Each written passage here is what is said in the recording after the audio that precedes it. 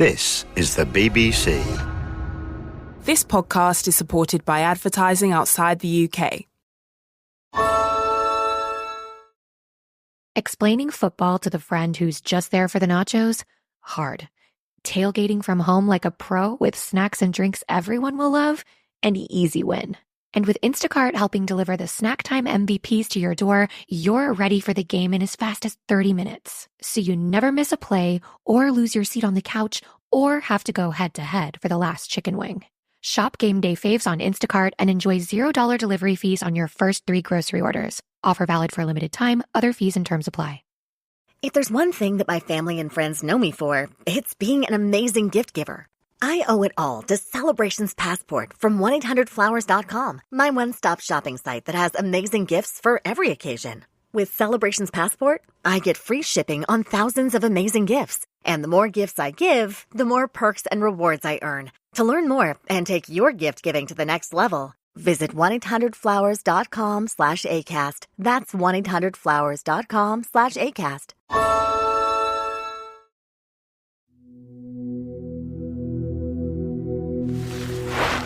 North of Norway, in the Arctic Ocean, lies the archipelago of Svalbard. In winter, this becomes a snow-covered landscape in which it's possible to see glaciers, reindeer, polar bears, and jutting out from the side of a mountain, a modernist structure that can beam light out across the tundra.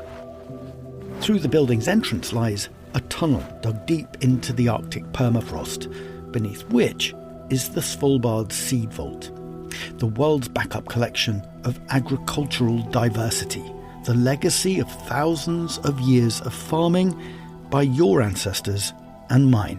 Living seeds that have been passed down successfully from one generation to another, basically since the dawn of agriculture 15,000 years ago. It's almost a religious experience. I've had visitors that have walked out of that room with tears in their eyes. This is not just a living history of human beings on Earth, but it's also everything that our agricultural crops and thus we can be in the future.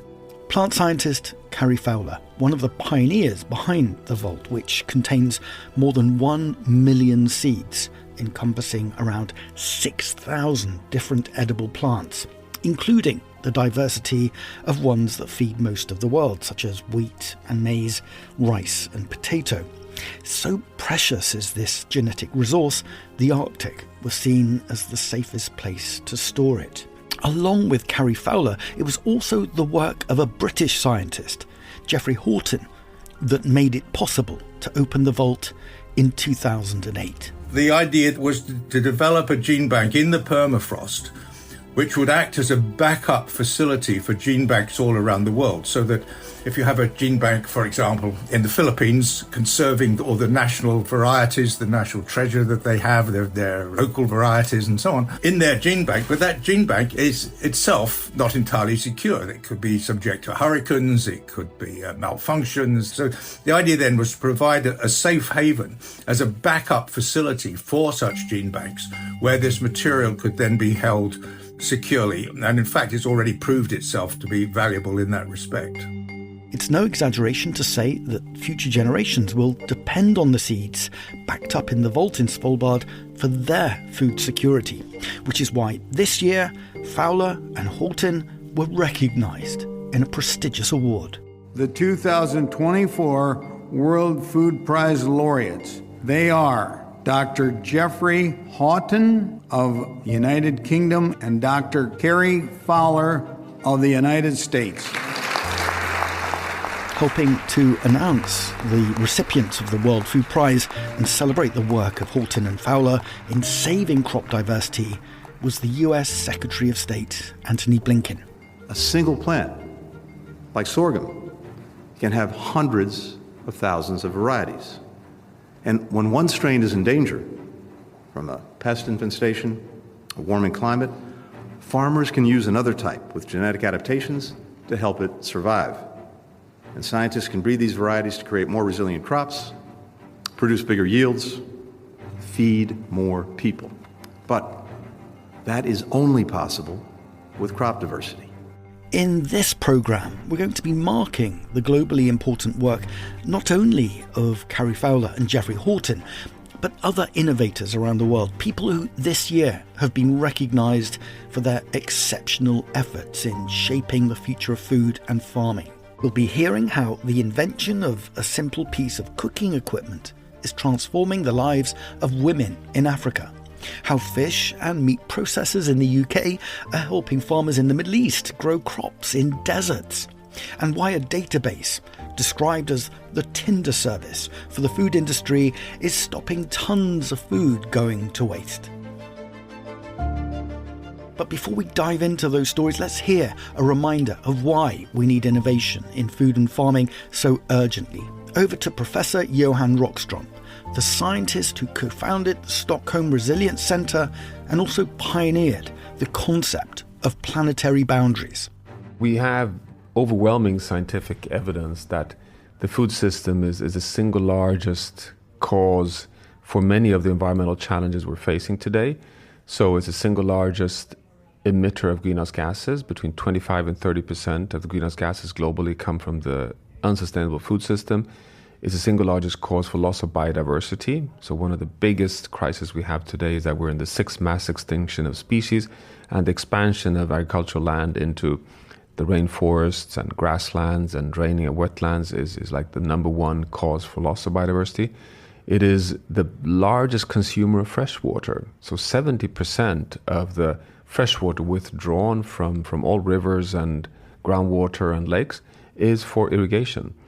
And it's by far, like over 90% of the fresh water that you and I need for our daily needs is for food. It's a small fraction which is for drinking and health.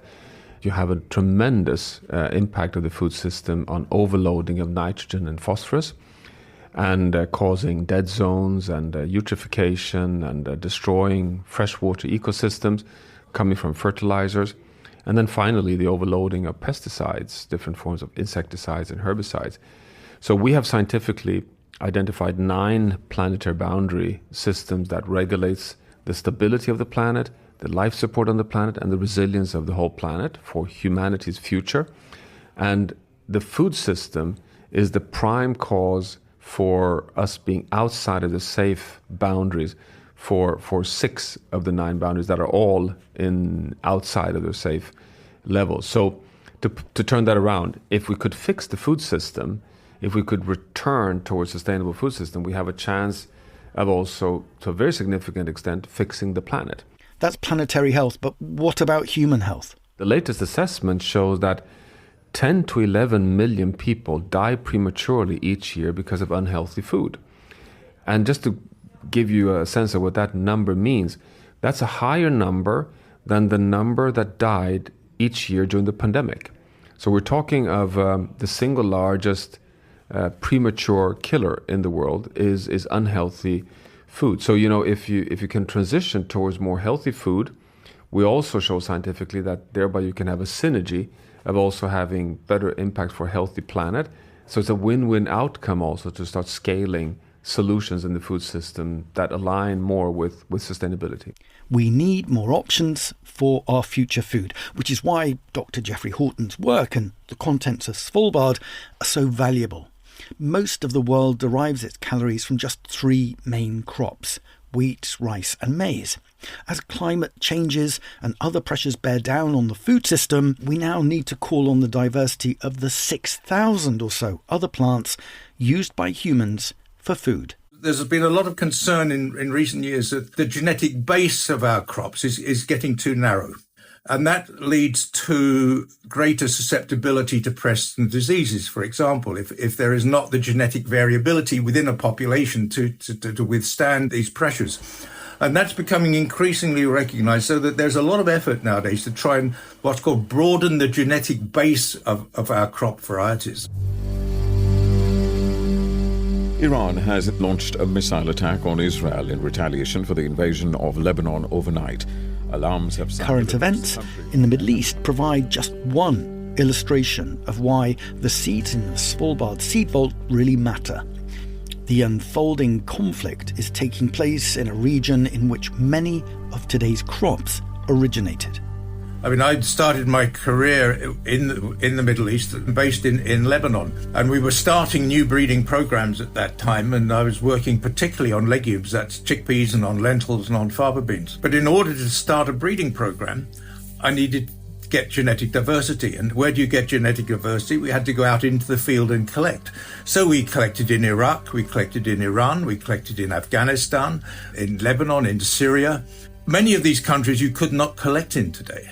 Now, fortunately, that material was backed up in Svalbard. One of the prizes we'll be presenting at the BBC Food and Farming Awards later this year is Best Innovation.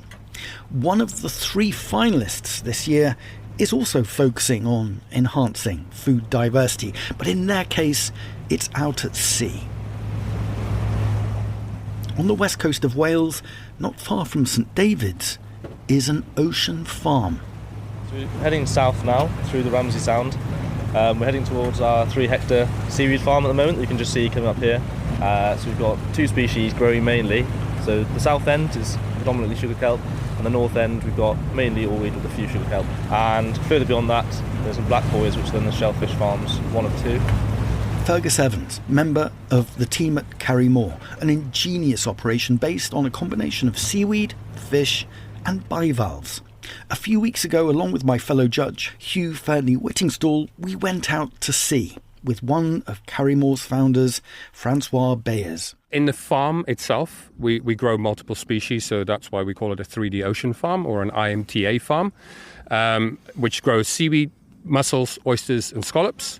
It's also called zero input farming. You don't need fresh water, you don't need land, you don't need fertilizers.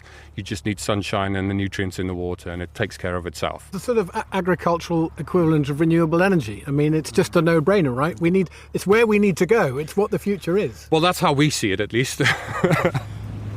The infrastructure for the farm, which we're just arriving now, it's pretty minimal. It's just various floating buoys and bits and bobs, under which I imagine is a series of chains and ropes and anchors, which is where all the fish, shellfish and seaweed are doing their thing. Mm-hmm. Exactly, yeah.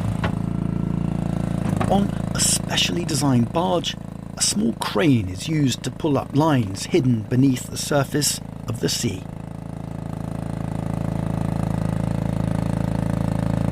If you just step back a bit, that crane's going to come over this side to lift the lines up. Just seeing now one of the lines rising up to the surface of the water. It's only a few inches under, and in fact it's coming out now, and it's streaming with kelp. I think it's actually a mixture of oarweed and kelp, isn't it? And a few other, little bit of sea lettuce there, a few other green seaweeds, but it's mostly these 2 types of kelp, and it's abundant. This looks like quite a tender young strip. Yeah. This is sugar kelp, right? That's it. Worth a nibble? Yeah, definitely. It's lovely, a little bit salty from the seawater, and sweet, and quite tender, quite easy to eat. That's actually a pretty pleasant snack. I mean, just nibbling on this raw seaweed straight from the sea, it does make me wonder, why are we not eating more seaweed? Dan, you've got to try this. Tuck in. This is breakfast, as well as pretty much is. Yeah, I mean, it just lovely. I love the texture as well. Satisfying, tiny crunch you get when you bite through. Yeah. It reminds me a bit of apple peels, the skin of apples. Yeah. That's what it's like. It's like a lettuce leaf with a little bit of extra resistance. So what makes Carrymore so innovative? Well, firstly, the way the ocean farm is managed enhances biodiversity in the Ramsey Sound. The marine biologist on the team is Beth Marshall. We've done a paper recently, actually, that's in the process of being published, that shows on these farms there's an increase in biodiversity when there's a seaweed farm there. Essentially, you're building habitat. Yes, yeah, exactly. Before the farms were here, there was nothing here, really. We get a lot of blue-rayed limpets, for example. They like to graze on the seaweed. Quite a few different crab species, spider crab, edible crabs. Fish as well, they'll use it as a nursery, so you get a lot of juvenile species. They'll come and live amongst the seaweed whilst they're quite small and then go off to sea when they get bigger. We get a lot of phosphates and nitrates from runoff from agricultural land. And then the good thing about the seaweed is that it uses that to grow, it reabsorbs those nutrients, and then you can take it back onto land and you can use it in fertiliser, recycle it. And that's the other piece. in the Carrymore jigsaw. They're using the seaweed to produce a biostimulant that can be used by farmers. The gap that we want to bridge is almost, if you will, ocean farming with agricultural farming by eventually creating this biostimulant. But we would need the expertise and help from the agricultural farmers for us to make this biostimulant work, for them to buy it on and put it on their farms and their crops to hopefully move away from the chemical and synthetic fertilizers. Most of which is, of course, fossil fuel based. There's the big picture idea that seaweed could be transformative in the way that we fertilize our land agriculture. It's been used for many, many centuries, of course, but if it's used in a targeted way as a genuine antidote to fossil fuel fertilizers, that could potentially be that could be a game changer for the way we grow food, not just in this country, but all over the world.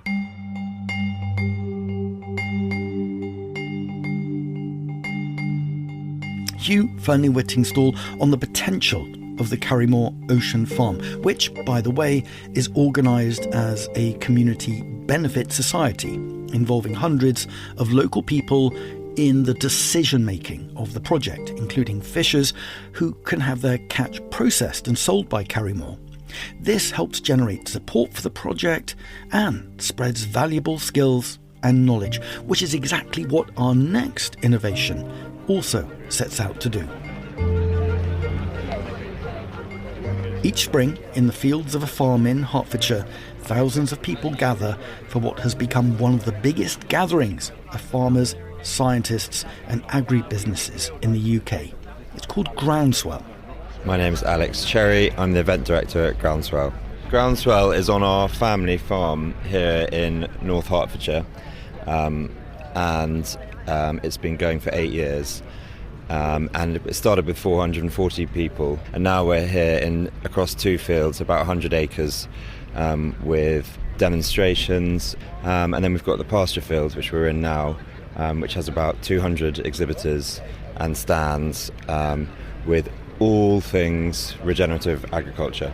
Inspired by a movement of farmers in the US who in the 1990s were focusing on the science of soil health and working in greater harmony with nature, the Cherry family first changed practices on their farm and then created Groundswell to spread knowledge to other farmers. Alex's father, John Cherry.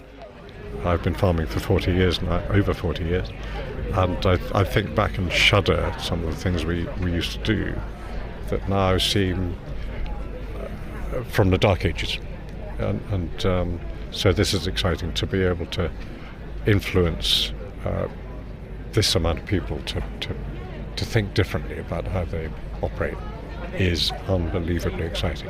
There are many different approaches to regenerative farming and several principles, including the importance of greater crop diversity that Geoffrey Horton mentioned earlier, reducing chemical inputs, minimising soil disturbance, and enhancing soil health by direct drilling of seeds, for example, instead of ploughing. Direct drilling means planting the seed for your crop without disturbing the soil. So the drill has the capability to directly seed without any cultivations. So it's one pass farming, and it avoids all the burning of diesel, all the wearing of steel and iron on your machines, and all the man hours that are involved in traditional cultivations in conventional agriculture, and all the disturbance of the soil and the microbiome and the earthworms and all the life that should be in a healthy soil. Thousands of farmers now attend Groundswell each year to learn how this all works. Here they can learn about the science, machinery and other technology, and listen to talks by global leaders in regen agriculture, such as the hugely influential Amish farmer from Ohio, John Kempf. So I'll be presenting on how to manage plant nutrition to grow crops that are resistant to diseases and insects, and how to rapidly and immediately improve farm economic performance so that we can have an immediate positive economic return as soon as we begin transitioning to a regenerative agriculture. I believe that it's, in order for us to facilitate change in the adoption of regenerative agriculture, the best way to achieve that is for everyone to share what they know. Every farmer knows something that other people would benefit from knowing, and I think Groundswell facilitates that community remarkably well. There's a wonderful energy here. It's apparent that people who come to Groundswell have come here with a true desire to learn, to discover, and to see what they can take back and implement. There are so many ramifications of regenerative agriculture that when we have positive economic responses, in this regenerative agricultural system, that gives growers a significant incentive to change. But the benefits of regenerative farming are that we also produce healthier, higher quality food that can regenerate public health, and we can regenerate ecosystems. So there are multiple layers of benefits that everyone benefits from. Groundswell is billed as a festival, but it's increasingly seen as filling a knowledge vacuum for farmers of all kinds, large and small, conventional and organic, in search of ideas for the future. It's great having the industry here looking, because I think a lot of people come to, it's going to be a little show, a bunch of hippies, maybe, sort of, or kind of odd farmers, and then they see that it is actually 8,000 people who are, some of whom are massively influential in the industry, who are looking, learning, and sharing. This is where change is happening. Founder of Groundswell, John Cherry, on how knowledge sharing at a festival has become a real food and farming innovation. More from the BBC Food and Farming Awards in a moment, but before that, let's head to Sweden and another ambitious search for the future of food.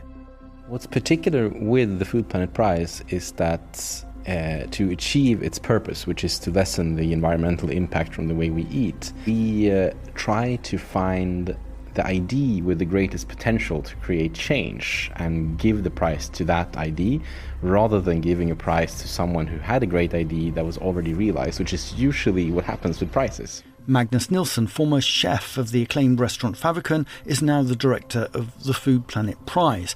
Based out of Stockholm with $2 million going to the winning idea, it's the world's biggest environmental prize. By the way it's constructed, we can divert our relatively small amount of money in the grand scheme of things, but for the individual large amount of money into a project that has very high risk, but if it actually pans out, can really change the world. The winner of the $2 million prize this year is an organisation called C40, which connects mayors in 100 different countries. Founded back in 2005 to tackle climate change, it now sees food as an important part of its strategy. C4's director of food is Zachary Tafias. The 100 cities, the nearly 100 cities that we're working with, represent around 700 million people and a quarter of global economic activity. So the scale of opportunity is so enormous. And these mayors are climate leaders. They're in this network because they've committed to taking climate action. And food is a new area of work for us, but food is not a new area of work for mayors. Mayors are oftentimes the biggest purchaser of food in the whole region, feeding millions of people every day. And so we're helping them to think about how they can utilize their procurement power more effectively to have those knock-on effects to lift the whole value chain. So we're coming at this from a perspective of addressing the demand side of the food systems challenge so that we can help cities utilize their huge consumption power and innovation to really drive a food systems transformation that lifts the whole value chain, creating more demand for more regeneratively produced food that's good for people, planet, and prosperity. And if it's a network, or because it's a network, if innovation has taken many years to unfold in a city, but it's been proven to work, that can be shared with another city. So that if a good idea is happening in New York, the folks in Paris or Tokyo or Sao Paulo or Cape Town know about it through our network. And so successes can be replicated and pitfalls can be avoided because we're really working behind the scenes to lower those transaction costs to help good ideas be replicated. One of the judges of the Food Planet Prize is Franco Fubini, founder of the food business Natura. C40 goes really quickly at the heart of demand within a city, and cities represent, I think, about 80% of global food consumption. So if we are going to change the demand and shift our purchasing habits towards better sources of food, there's no better place than cities to do that, and there's no better place to start with than city governments, which control the single largest food purchases in those cities. But cities aren't waiting for the national government to make decisions. They say our residents are hungry, they need support, they need better access to food, there are food deserts and food swamps, they can engage with the private sector. All of these things don't require national government's permission to do, but create a model for national governments to then follow. But cities really present an opportunity to be test beds for what could be scaled around the world. Zachary Tofias of C40. So wide-ranging are the ideas being explored by the Food Planet Prize, it's worth hearing from some of the other entrants. Take, for example, a project launched in the UK, Aquagrain. It uses waste from the meat and fish industry to create a biodegradable gel that adds moisture and nutrients to drought-prone areas. Paul Smith is head of development. But around the world, the meat, dairy, fish and poultry industries produce millions of tonnes of organic waste annually. Some of that is rendered for fats using high-energy fossil fuel burners. Some of it's incinerated, emitting CO2 emissions, but a lot of it goes to landfill, creating methane, which is clearly worse for the environment. What we do at Aquagrain is we take that organic material, we sterilise it, and we encapsulate it in a carbon chain polymer that absorbs and releases water. So what we have really is food and drink reservoir for plants as a soil improver that doesn't drain away or leach away. So that means you can grow plants in arid lands, free-draining soils, with a fraction of the water and inorganic fertiliser than you would ordinarily need. And to give you some examples, trials we've done in various places in the world, we've delivered a 40% increase in wheat yields in the Middle East on rain-fed wheat, and in the UN Centre for Arid Land Agriculture in Kano in North Nigeria, we've delivered a 100% increase in groundnut yields, just on 2 of the trials that we've done. Aquagrain is also running trials in the UK. So we've been working with Morrison's, a supermarket in the UK. We've taken their fish processing waste from their fish factory. Now, typically they sell that for around £85 a tonne to pet food manufacturers to go into pet food. So there is a case of replacing that revenue, making Aquagrain. Morrison's are the only vertically integrated supermarket in the UK. They're one of the biggest purchasers of produce in the UK from farmers. So we're working with Morrison's and have done an initial trial. We trialled Aquagrain in their nurseries very successfully. And the next stage of that development process is to do large-scale produce growing with their growers. So we'll take their fish factory waste, we'll manufacture Aquagrain. They will then give that Aquagrain to their farmers to reduce irrigation requirements, improve yields, and create a circular economy which meets their net zero aspirations. For another contender in the Food Planet Prize, we need to head back to sea.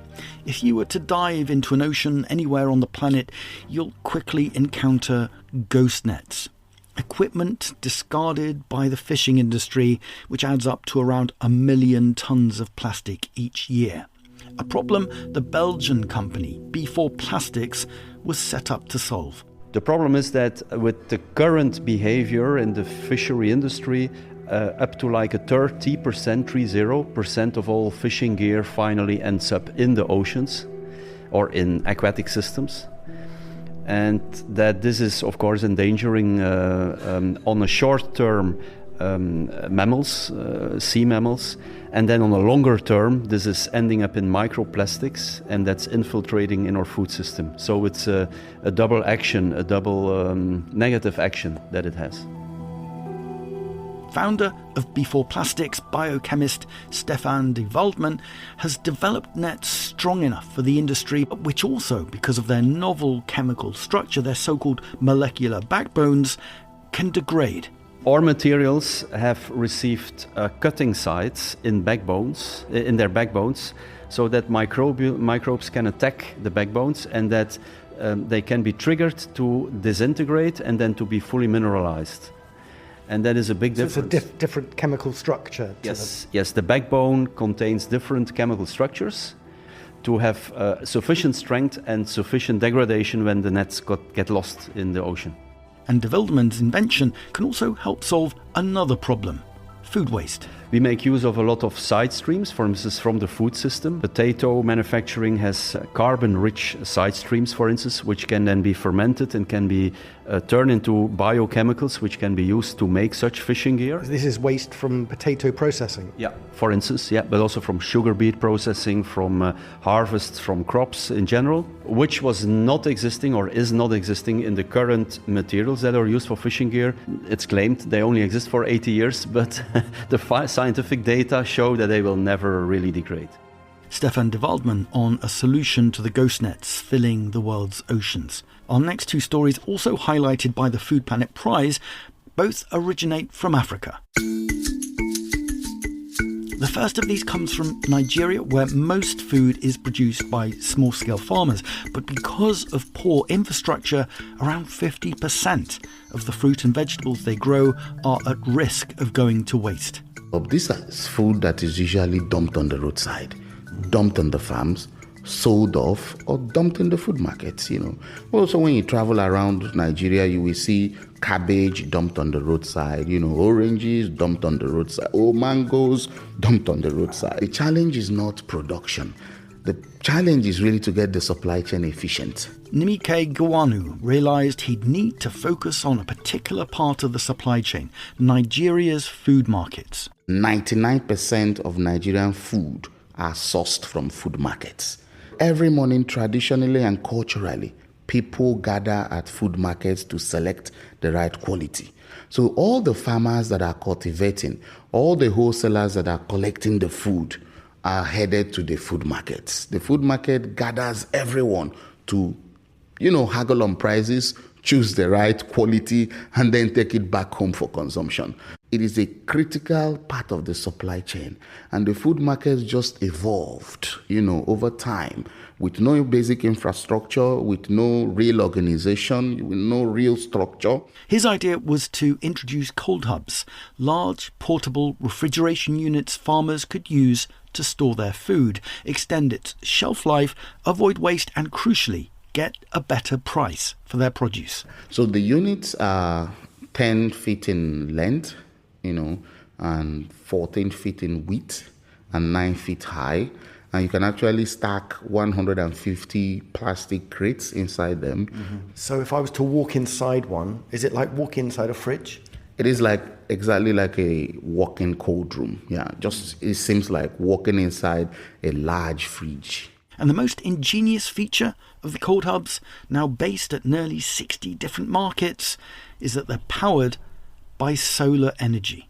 When we started in 2015, we bought our first set of solar panels, 250 watts for about 400 euros. Today we are buying 570 watts for $120. So you can imagine the technology has improved. So we've been telling this story in the context of Nigeria. How transformative do you think this could be in other parts of Africa, other parts of the world? Since we started in 2015, we received countless emails from all across the world. We get a lot of requests from Latin America. We get a lot of requests from Southeast Asia, from all over Africa. Like every day there is a request coming from Africa. This innovation has already changed lives. Farmers aren't seeing half of their produce going to waste, and so they double their income. Mr. Isuguzo, he's a retailer of cabbage, carrots, cucumber, lettuce, and so on at Relief Market, Owerri. And he has been our customer from day one. Did he tell you what difference it's made to his life? He has been building a house for about 12 years, and he has been able to accomplish that house. He said he's able to buy a new motorcycle, and he's affording school fees for his kids as a result of increased income. And then he can afford basic medical supplies for his family. Nimike Gwanu of Cold Hubs. Further south, an idea that came out of South Africa. Hi, I'm Sarah Collins, and I'm the founder and CEO of Wonder Bag. A Wonder Bag, if you look at it visually, it looks like a giant pumpkin. And it's made of colourful African batik fabric, and so you could mistake it for a pumpkin. However, it's actually an insulated cooking bag. So 16 years ago, I developed it in Africa for grandmothers who cook over open fires. And it's very simple. Basically, you bring your food to the boil on a fire or a stove or whatever. You bring it for 10 minutes, depending on what you're cooking. And then you take the pot with the lid on and short handles. You take it off the fire, you put it into the Wonder Bag, and it continues to cook for up to 12 hours.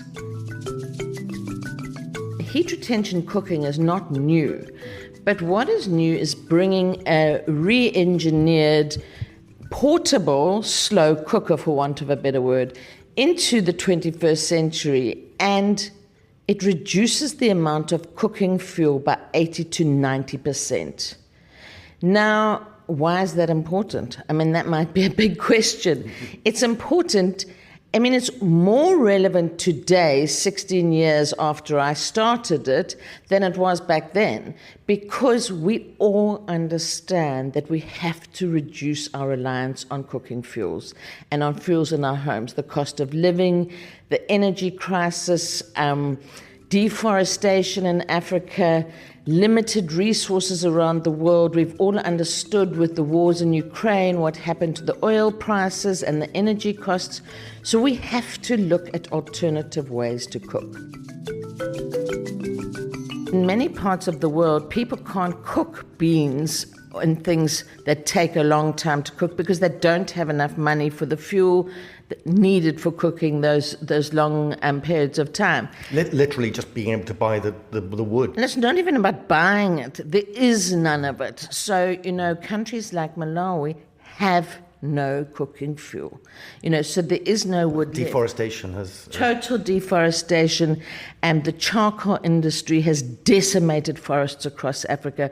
So we are working with communities that are literally burning cow dung and, pieces of grass to try and just get a boiling pot of water. So maybe even more dangerous things as well. All sorts of things with pollutants going into the foods. But for me, it was more than that. I wanted to see an economic shift in the household. 82% of rapes of girls occur when they're collecting firewood in Africa. 82%? 82%. That was something that absolutely turned my blood cold. And also, because a woman is cooking over a fire, she doesn't have time to earn an income. And every woman, and I'll argue with anybody who disagrees with me, every woman in Africa is an entrepreneur. And so if you give time back, so for me, it's about time and it's about money. So it's saving time, not collecting as much firewood, because we save 7 trees a year per Wonder Bag, which is a lot of firewood. So it's about 80 to 90% of the amount of firewood. So for me, the 3 main things are time, money, and economic opportunity. And so we see a lot of entrepreneurs that were otherwise women cooking over fires. Now they can leave their bag and they can go and sell things, they can start businesses, and girls go back to school because they only have to collect firewood on the weekends, and boys don't collect firewood. Sarah Collins, founder of the Wonder Bag, one of the many inspirational ideas identified by the Food Planet Prize. A new entrant in the field of awards for food innovation is the Bezos Earth Fund, founded by Jeff Bezos of Amazon. It's looking specifically at the use of AI to identify alternative sources of protein. Here's Andy Jarvis, Director of Food at the fund. Well, we have right now open a competition that's called the AI for Climate and Nature Challenge. And it's about sourcing new ideas, new partnerships that are going to use the power of AI to solve real problems that are affecting climate and affecting nature around the world. So, and the food link to this is one of the topics that we've chosen for this is sustainable proteins.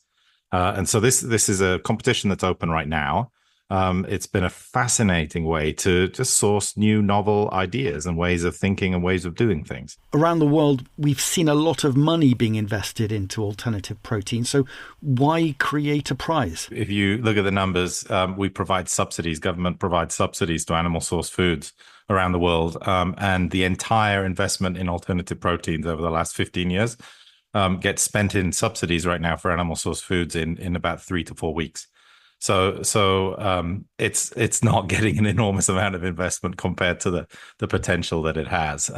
That's why we've stepped in. And what is it that AI can do in this world of proteins, Andy? What do you have in mind? I'll just take one example. Something that we, the common bean, for example, that we love to eat. Beans are great for us. That has 5,000 to 8,000 different proteins in it. And what research is finding is that some of those are actually the same proteins that we find in animal source food. So a bean could contain a protein that's identical to a protein in beef, for example. So one of the things is, how do we discover that? How do we find these proteins? How do we isolate them? How do we understand how to extract those and then incorporate them into products? So that's one of the things, is kind of sourcing new proteins for plant-based foods.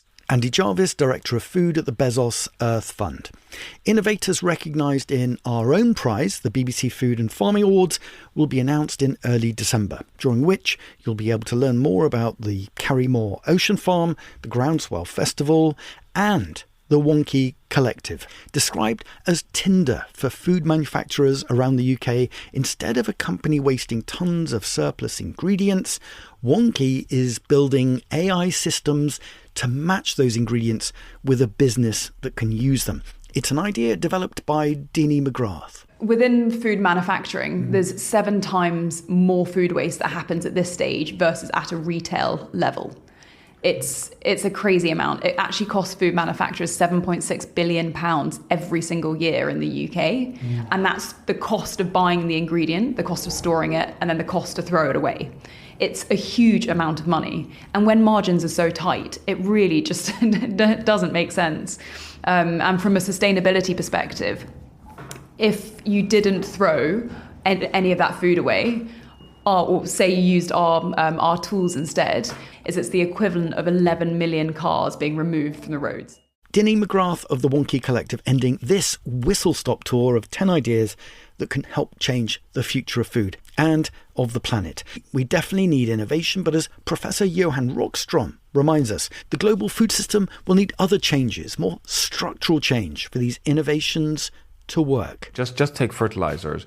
Industrial production of fertilizers are very cheap, and are cheap because they are allowed to destroy ecosystems without paying for it. So it's a subsidized system. And who is subsidizing it? It's planet. Pollute the waterways, destroy freshwater ecosystems, and ultimately cause anoxic events, dead zones in ocean systems. If you would put the right price, the price would give incentive enough to start getting food innovations to really be competitive. So I think we have to recognize that there's no solution to a sustainable future for the food system by simply having tech fixes. You have to have tech fixes combined with behavioral change, combined with policy. Do you ever wonder where your favorite foods come from? Like, what's the history behind bacon-wrapped hot dogs? Hi, I'm Eva Longoria. Hi, I'm Maite Gomez-Rejon. Our podcast, Hungry for History, is back. And this season, we're taking an even bigger bite out of the most delicious food and its history. Saying that the most popular cocktail is the margarita, followed by the mojito from Cuba and the piña colada from Puerto Rico. Listen to Hungry for History on the iHeartRadio app, Apple Podcasts, or wherever you get your podcasts.